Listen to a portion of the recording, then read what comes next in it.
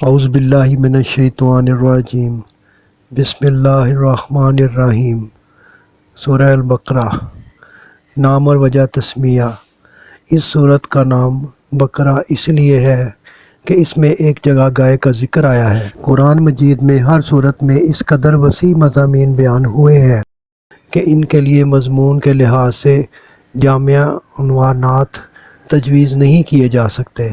عربی زبان اگرچہ اپنی لغت کے اعتبار سے نہایت مالدار ہے، مگر بہرحال ہے تو انسانی زبان ہی۔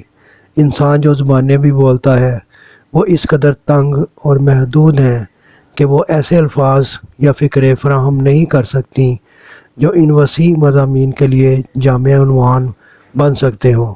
اس لیے نبی صلی اللہ علیہ وآلہ وسلم نے اللہ تعالیٰ کی رہنمائی سے قرآن کی بیشتر صورتوں کے لیے عنوانات کی بجائے نام تجویز فرمائے جو محض علامت کا کام دیتے ہیں۔ اس صورت کو بقرہ کہنے کا مطلب یہ نہیں کہ اس میں گائے کے مسئلے پر بحث کی گئی ہے، بلکہ اس کا مطلب صرف یہ ہے کہ وہ صورت جس میں گائے کا ذکر آیا ہے۔ زمانہ نزول۔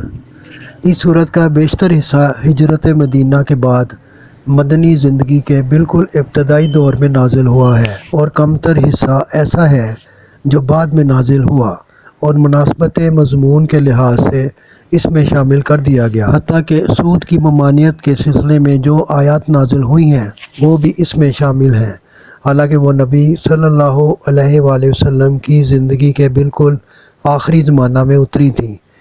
سورت کا خاتمہ جن آیات پر ہوا ہے وہ ہجرت سے پہلے مکہ میں نازل ہو چکی تھیں، مگر مضمون کی مناسبت سے ان کو بھی اسی صورت میں ضم کر دیا گیا ہے۔ شان نزول۔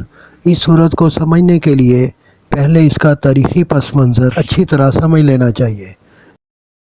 ہجرت سے قبل جب تک مکہ میں اسلام کی دعوت دی جاتی رہی، خطاب بیشتر مشرکین عرب سے تھا، جن کے لیے اسلام کی آواز ایک نئی اور غیر مانوس آواز تھی۔